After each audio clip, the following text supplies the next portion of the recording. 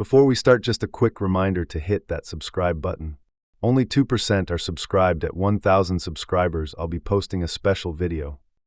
Pixel jerked in my hands and went limp. I pressed his chest and counted out loud. Air scraped his throat, then stalled again. I kept pressing because silence felt fatal. I'm Mara, 29, and this is on me. I scooped him up and reached for the carrier. He clawed weakly and let out a dry cry. My heart punched back, then I yanked the latch. The rug near the door stuck to my shoe. I touched the spot and lifted my fingers. They smelled like cheap alcohol and sugar. I swore, then grabbed a towel and froze. Do I wash him now or run? A new wheeze answered for me, thin and ragged. Carrier open, towel over him, keys in mouth. We moved and the door banged the wall. My phone lit the hall and buzzed nonstop. Missed call at 12:17, 3 new clips. The group chat name blurred under my thumb. I ignored it, then stopped with my thumb shaking. I hit the first clip, volume low. Laughter spilled out, tight and giddy. A hand flashed across the camera with a ring. Someone said, "Do it then, quick." I killed the sound and pocketed the phone. Pixel twitched once and pressed into the towel. We reached the elevator and the numbers crawled. I watched his side, waiting for a breath. The doors opened slow and a neighbor stared. "He okay?" Her voice flattened at my face. "Emergency vet," I said, already stepping in. She reached to help, then pulled back fast. Street air hit like a slap and woke me. I waved down the first cab without thinking. "Non-stop to Northside Vet," I told the driver. He glanced at the carrier and floored it. Pixel panted, tongue barely out, eyes glassy. I kept my hand on his ribs for rhythm. "Poison or trauma," the driver muttered to himself. I nodded once and bit down hard. I texted Lena while the cab swerved. "Who brought those two last night?" The dots appeared, then vanished, then nothing. I stared at the screen until it blurred. Another clip pinged and I opened it. The camera tilted across my coffee table. My mug sat center like a dare. A shaker hovered over it and paused. The clip cut off right before the pour. Someone laughed and said, "Come on." Pixel's bell jingled faint in the background. My throat closed and I hit call. Lena answered on the third ring, breathless. "At work," she whispered, traffic loud behind her. "Names," I said, voice flat and shaking. "Volley's friends," she breathed, then the line cracked. "Send me," I said, and killed the call. The driver asked if he should run the light. "Yes," I said, faster than I meant. Pixel exhaled in a thin rattle. We screeched to the curb and I jumped out. The clinic door buzzed under my palm. A tech sprinted over and pulled us in. "How long?" she asked, already lifting him. "Minutes," I said, and swallowed something bitter. "He got into something last night, maybe." Her eyes flicked to the towel in my hands.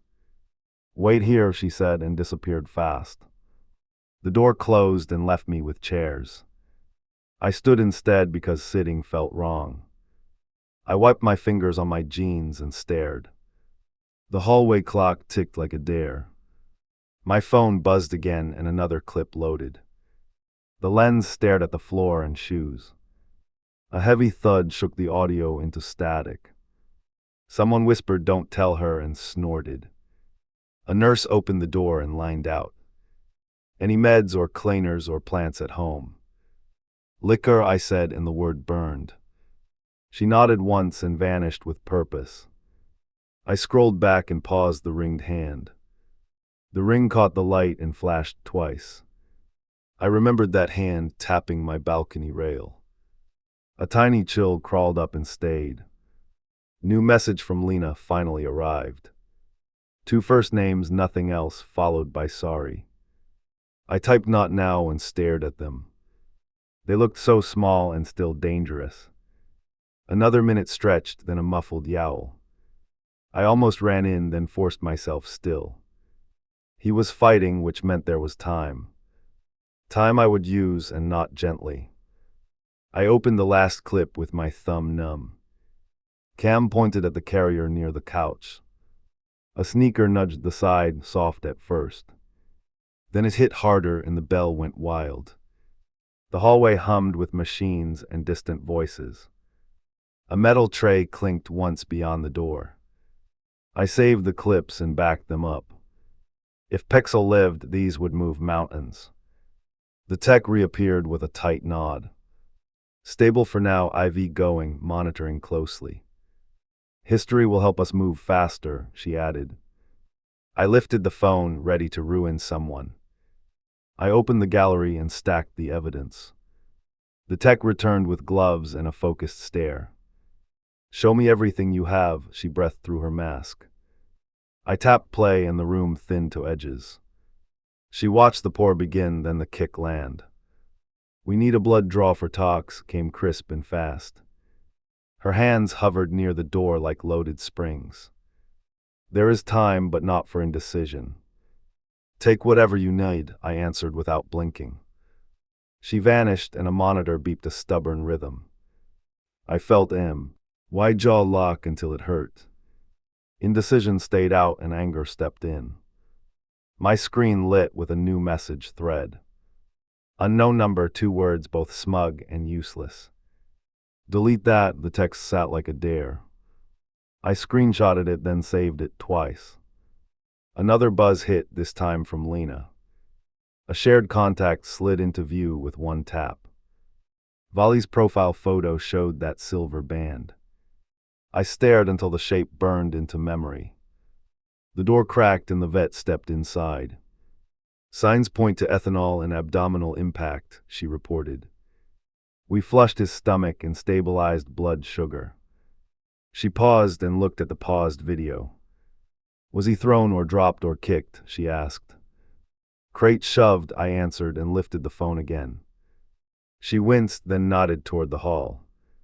We will document this for authorities. Do it, I said, and my voice steadied. My hands stopped shaking like they finally listened. I typed the clinic's email into a draft.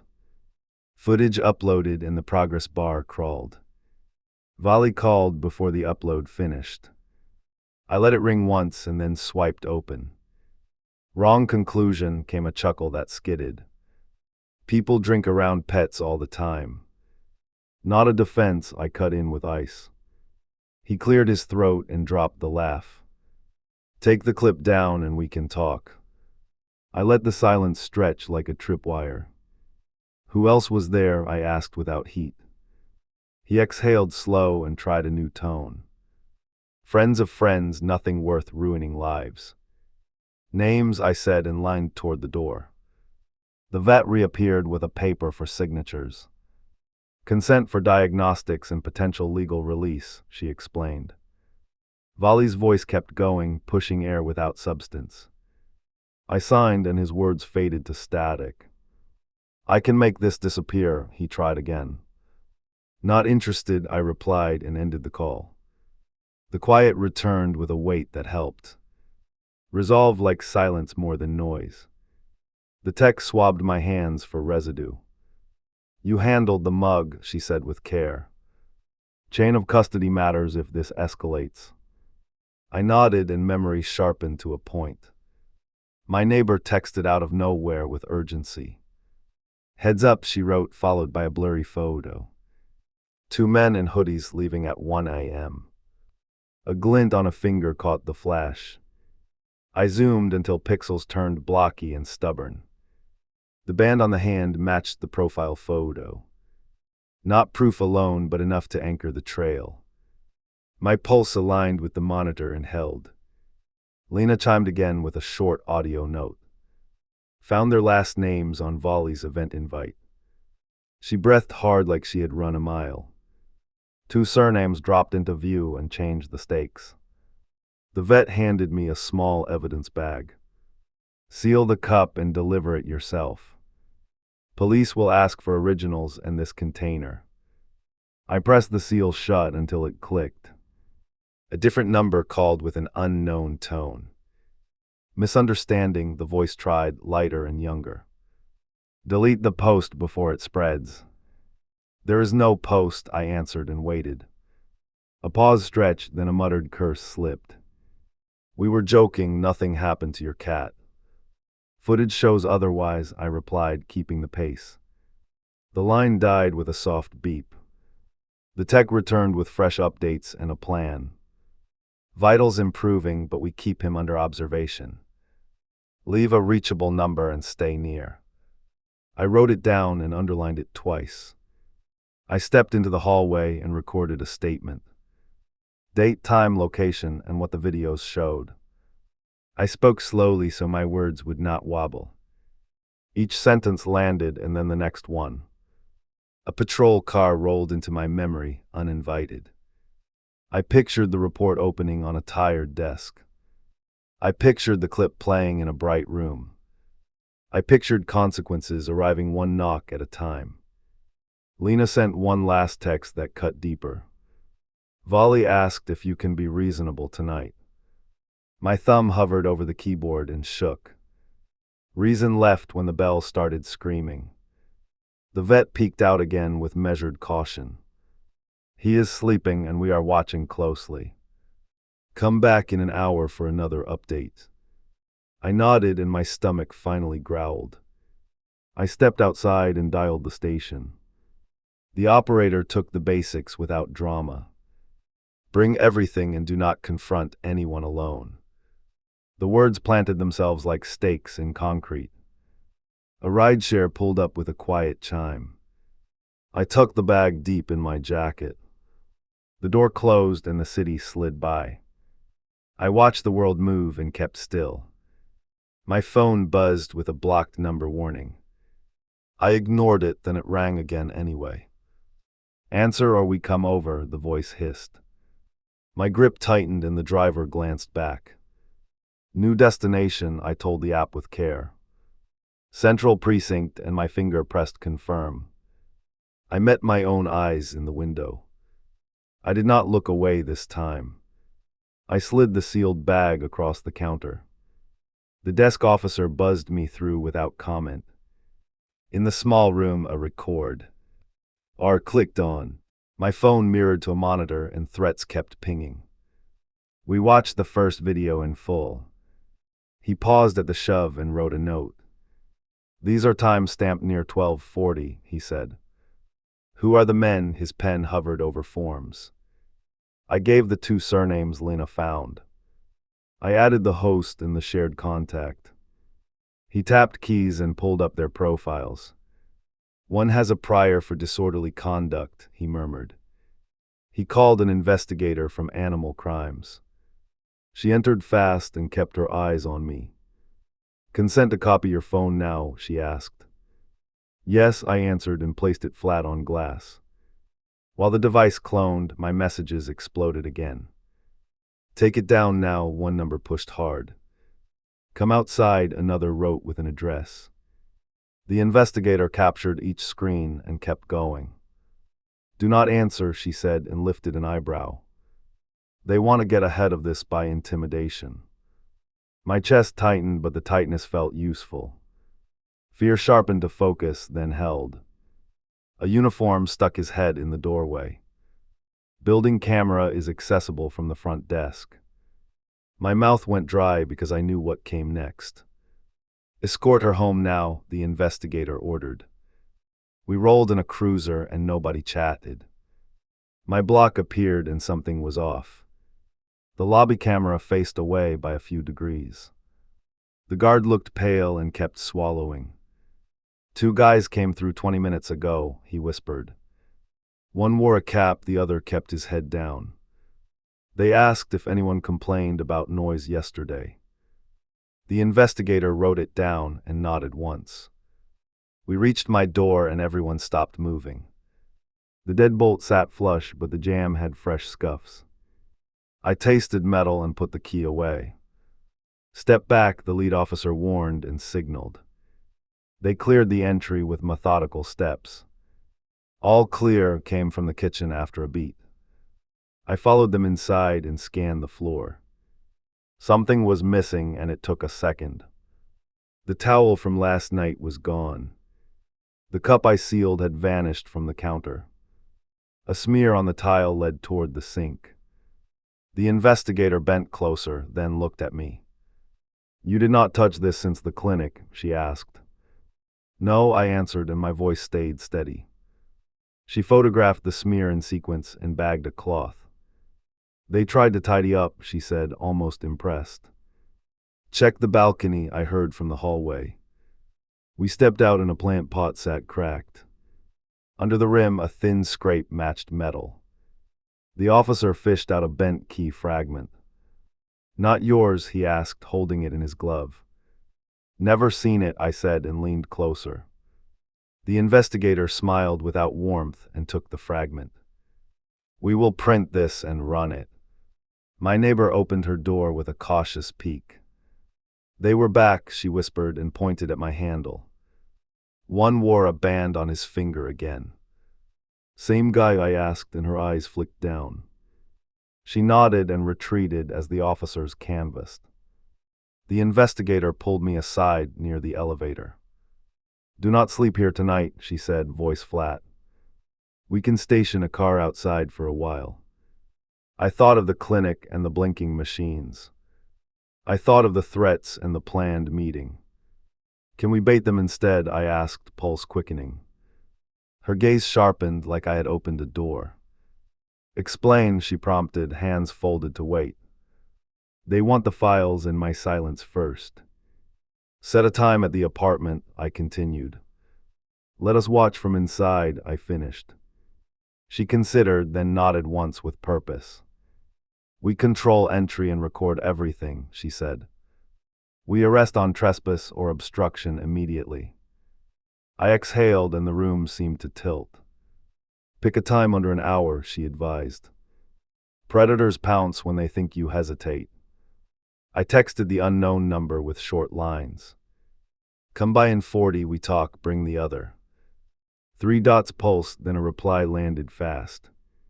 "Find no cops, alone," the demand tried to bite. "Alone," I wrote and slid the phone over. The investigator nodded and signaled the team. They placed a small camera over the doorframe. Another sat behind a stack of books, perfectly hidden. An officer tucked himself in the bedroom with patience. I stood in the living room and steadied my hands. The investigator adjusted her earpiece and faced me. "Answer only what you must, keep them talking. If they threaten, we move fast and clean." I swallowed once and felt something settle. Time crawled toward the trap we built.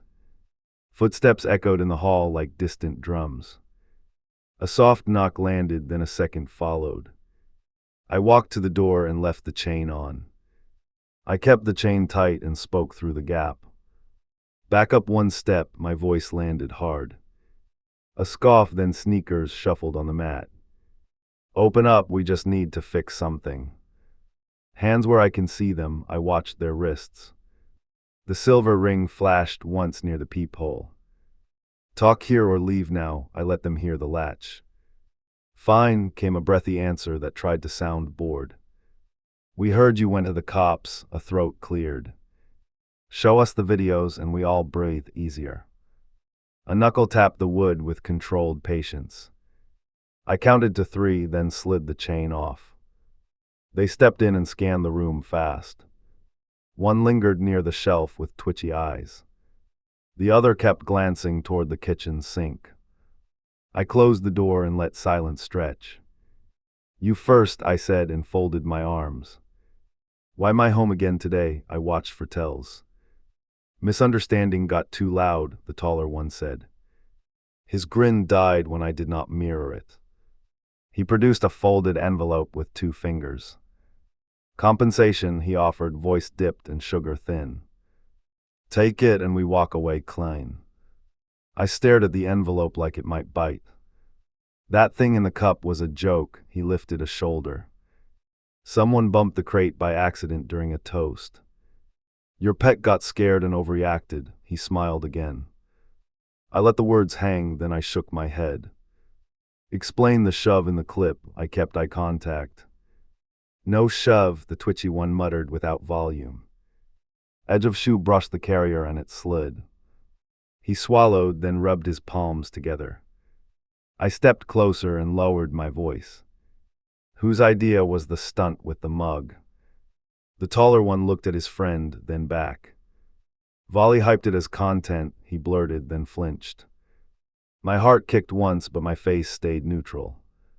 He called it a party trick to make people laugh. Just a splash to loosen up the room. He realized what he said, then pulled the envelope back. Delete the files and this never happened, he leaned forward. The other drifted toward the sink like a magnet. His thumb brushed the faucet handle without thinking. He stilled when he caught my eyes on him. You cleaned after you left last time, I stepped sideways. Where is the towel you took from here? The twitchy one blinked twice and failed to answer. His mouth opened, then closed, then opened again. Look, the taller one tried a soothing tone. We messed up, but nobody meant serious harm. Even the vet will say it was minor.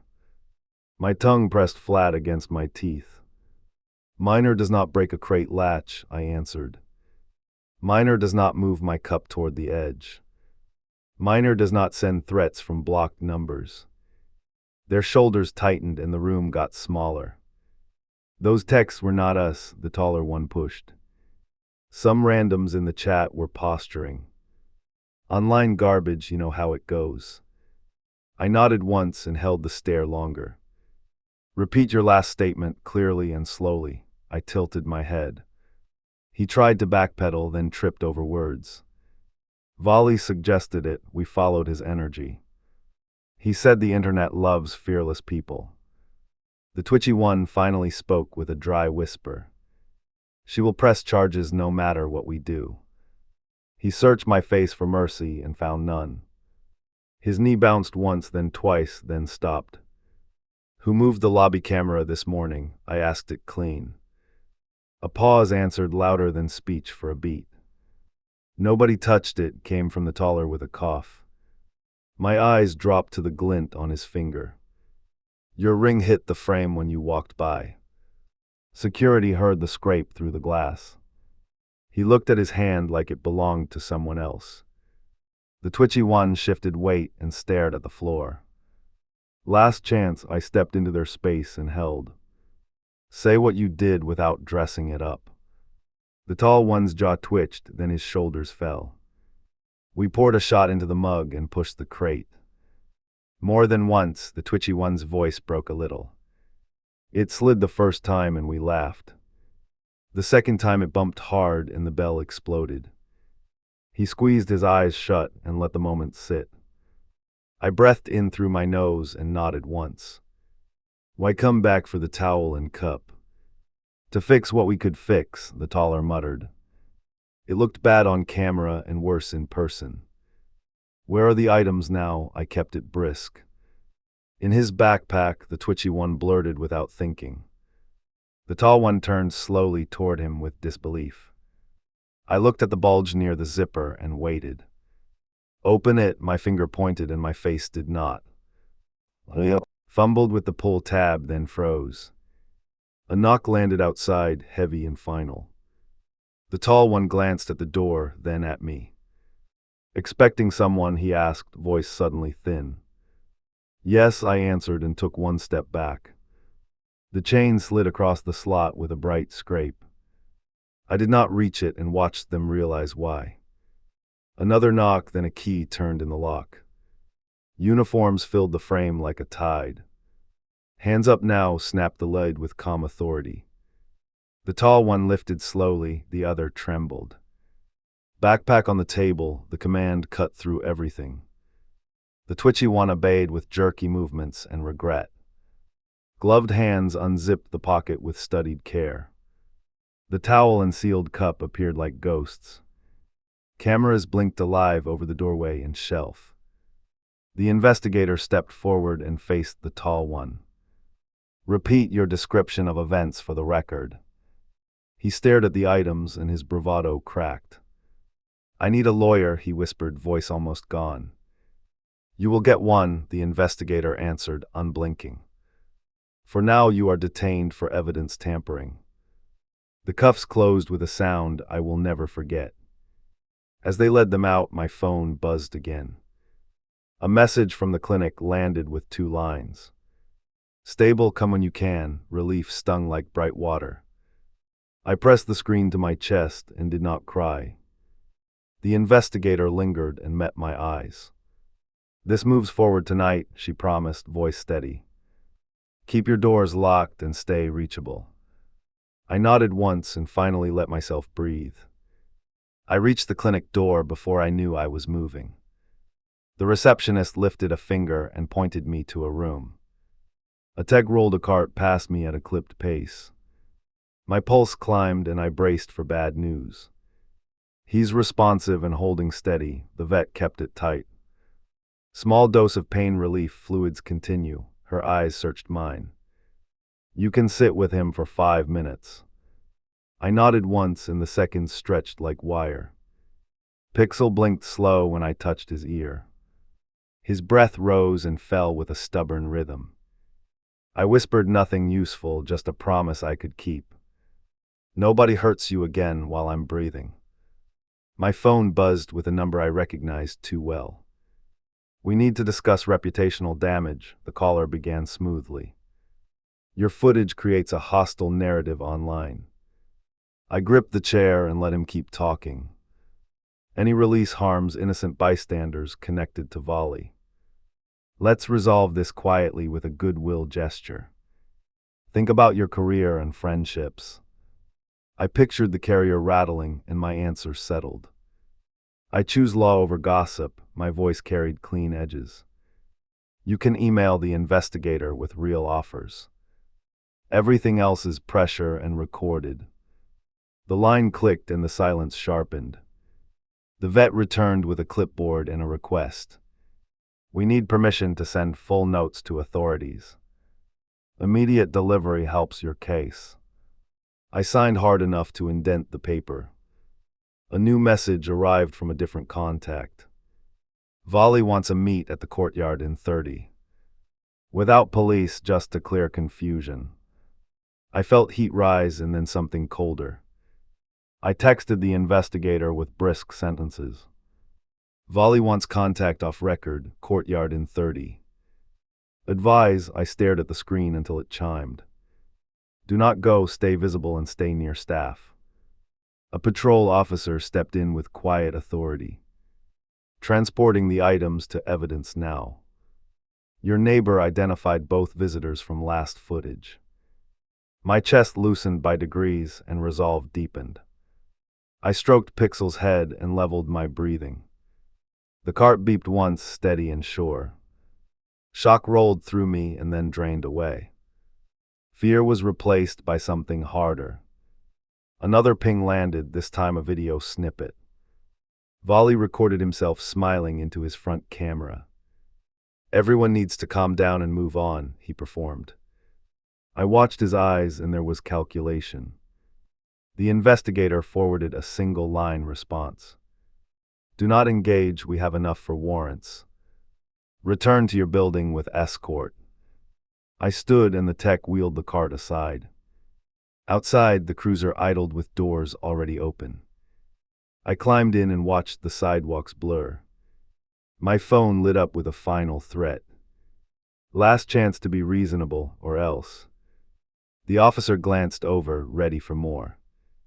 I handed him the device without comment. Documented, he said, and typed with fast thumbs.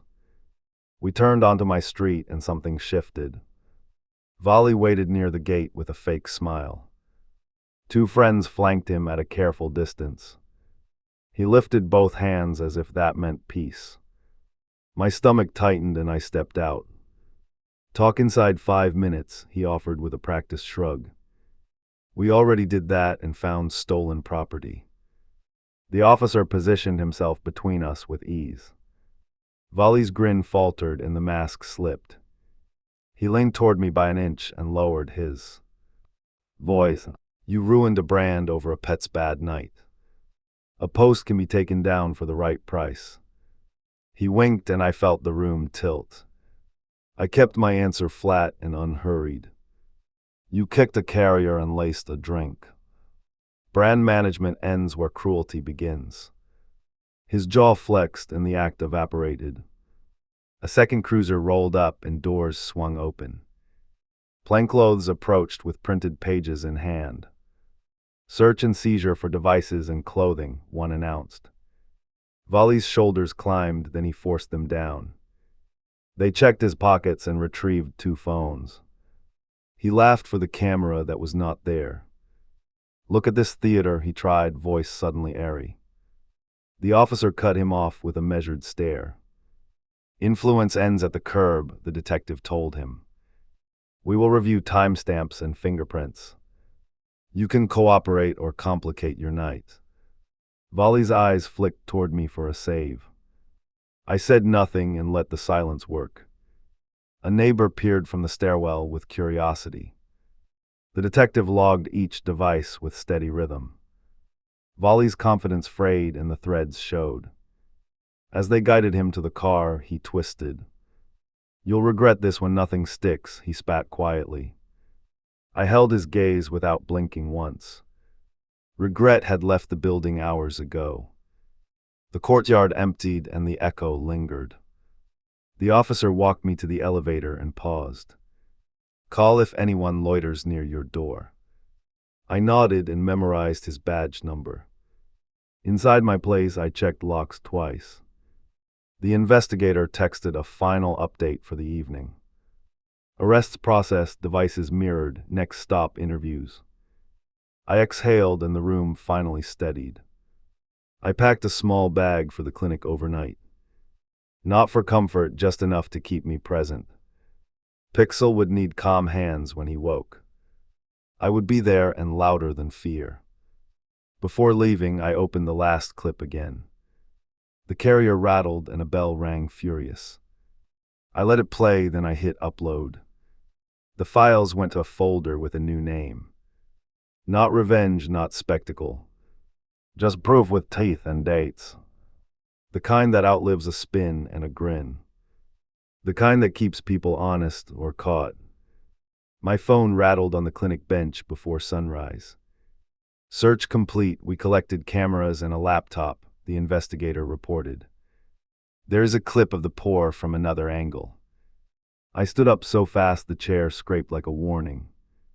Come sign the supplemental statements now. I'm 5 minutes away, I answered, already moving. The tech raised a palm as I passed the ward. Back soon, I promised and forced my feet forward. At the station, the screen showed a wider view. Different hands, same stunt, clear as a confession. A laugh cut off when the carrier struck the table. I felt heat climb, then cool into something steadier. Identify everyone in this frame. I named each face and pointed without shaking. The detective marked times while a clerk compiled forms. We will add cruelty charges and witness tampering. A buzz at the door revealed a lawyer in linen. You're escalating a misunderstanding, he opened with a practiced smile. Your client trespassed and erased evidence, I answered calm. He adjusted a cufflink and backed out slowly. The investigator slid a release across the desk. We are taking statements to the prosecutor now. Your presence gives weight if you can come. I'm with you, I said and meant it. We rode the elevator with a box of devices. 2 officers guarded the hall like bookends. I watched the doors part and breathed through the sting. I was angry, not rattled, and sharper. Inside the conference room, a woman flipped through pages. She looked up once and held my face in focus. Tell me in 4 clear sentences, she said. I did, and each word landed like a nail. Good, she said, and ticked a box with certainty. These threats matter as much as the cruelty. She pointed to the line about coming over. We will add attempted coercion to the stack. A marshal lined in and whispered an update. Arraignment at noon, they requested release on bond. You can attend if you want a protection order. I nodded, then caught myself and just said yes. We crossed to the courthouse under a watchful sky. Reporters angled for a shot as doors swung open. The defense slid by with sunglasses and tight lips. I stared past them and kept my spine straight. In the gallery, I met Lena by chance. Her hands trembled until I squeezed them once. "I'll speak if knighted," she whispered through set teeth. "Stand by," I told her and faced the bench. The judge read the docket like a metronome. Names echoed, charges followed, arguments snapped like chords. When our case hit, the room lined toward us. I stared at the table where the defendants sat. Obstruction and cruelty are not misunderstandings. The prosecutor's voice carried clean and unhurried. Victim received direct threats after reporting. The judge walked. Hidimi then wrote for a long beat. Temporary order granted, no contact, no proximity. Devices surrendered, travel restricted. Defense grimaced and traded quick whispers. My lungs finally remembered how to expand. Outside, Volley's uncle stepped into my path. "Let this fade and everyone walks lighter," he advised. "Actions have weight," I answered, steady and cold. He looked through me, then turned toward the cameras. The investigator peeled away to handle paperwork. "Check on your cat, we'll loop you tonight." I headed for the clinic with a pace I could hold. I held the door and braced for whatever waited. Pixel lifted his head when I said his name. He pressed his face into my fingers with effort. The vet smiled with relief and measured caution. "Another night here, then home if numbers hold." I signed the care plan and set 2 alarms. I pressed my forehead to the glass and breathed. I pictured my apartment with new deadbolts and cameras. I pictured hands that would never cross that line again. Back home, I met the locksmith at the threshold. He worked quick, quiet, focused like a surgeon. I tested every lock twice with deliberate clicks. The chain stayed off, but the rules changed forever. A neighbor slipped me 2 printed screenshots at my door. From the building chat, look at the timestamps. They showed Volley bragging before the party even started. "Make it viral if you must," she whispered, eyes fierce. I forwarded the images to the investigator immediately. "Pre-planning supports intent," she replied, short and precise. "Thank your neighbor and keep originals accessible." I stored them in the folder with the new name. When night stretched thin, Lena knocked once and paused. "I brought spare keys for your sitter," she said softly. Her guilt sat between us until I cut it. "You helped me pivot when it mattered," I told her. We sat on the floor with tea and silence. No stories, no excuses, just breath and steady hearts. "I'll testify," she said, finally choosing a side. "Then do it," I answered, and she nodded hard. My phone pulsed with one last alert before sleep. Charges filed, court date scheduled, evidence accepted. I stared until the letters settled into bone. I powered down and placed it screen side down. At dawn, I stood outside the clinic again. The tech rolled Pixel out with careful hands. He tucked his head against my wrist and hummed. I carried him home and nothing shook. Inside, I set him down and watched him choose. He circled once, then curled where the sun would later land. I checked the camera feeds with a single swipe. Every door glowed green, and so did my spine. I opened the folder and read the file names. Dates, times, angles, no more arguments left to spin. Justice moves slow, but it moves when pushed hard. I had both hands on it now, and I would not let go.